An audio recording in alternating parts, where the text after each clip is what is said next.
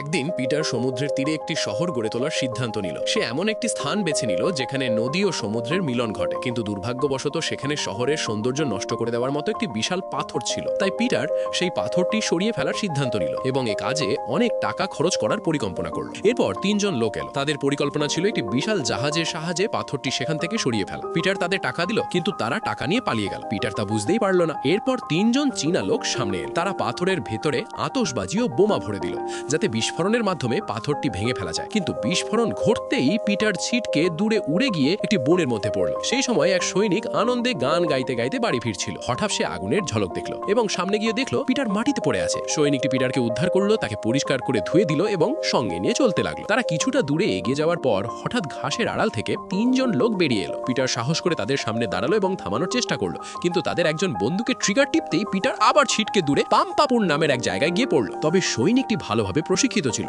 সে সাহসের সঙ্গে একে একে তিনজনকেই পরাস্ত করলো। তারপর আবার পিটারকে সঙ্গে নিয়ে তারা বনের ভেতর দিয়ে চলতে লাগলো। অবশেষে তারা একটি ছোট কাঠের বাড়ির কাছে পৌঁছালো। সৈনিকটি দরজায় গিয়ে কড়া নাড়লো। কিছুক্ষণ পর একজন বৃদ্ধ বেরিয়ে এসে তাদের উপর চিৎকার করতে শুরু করলো। সৈনিকটি তাকে ভয় দেখিয়ে জোর করে ঘরে ঢুকে পড়লো। পিটার ও সৈনিকটি সেই বাড়ির ভেতরে বসে খেতে লাগলো। বৃদ্ধটি খুবই রাগান্বিত ছিল, কিন্তু তাদের সঙ্গে পেরে উঠলো না। কিছুক্ষণ পর সে তাদের সামনে মদ ঢেলে দিল, কিন্তু সৈনিকটি তার কৌশল বুঝতে পেরে সতর্ক ছিল। তাই সে মদ না খেয়ে তা একপাশে ঢেলে দিল। খাওয়া শেষ করার কিছুক্ষণ পর হঠাৎ দরজা খুলে আরেকজন লোক ভেতরে ঢুকলো। মুহূর্তের মধ্যে বন্দুক তুলে তার মাথায় গুলি করলো। লোকটি পিটারের পায়ের সামনে লুটিয়ে পড়লো। এই দৃশ্য দেখে পিটার ভীষণ ভয় পেয়ে গেল। তখন সে দেখলো লোকটি একটি বইয়ের সামনে দাঁড়িয়ে করজোড়ে অনুরোধ করছে যেন তারা সেটি না নেয়। কিন্তু তখন তাদের সন্দেহ আরো বেড়ে গেল। তারা একটি সিন্দুকের মতো বাক্স খুলে দেখলো ভেতরটা সোনায় ভরা।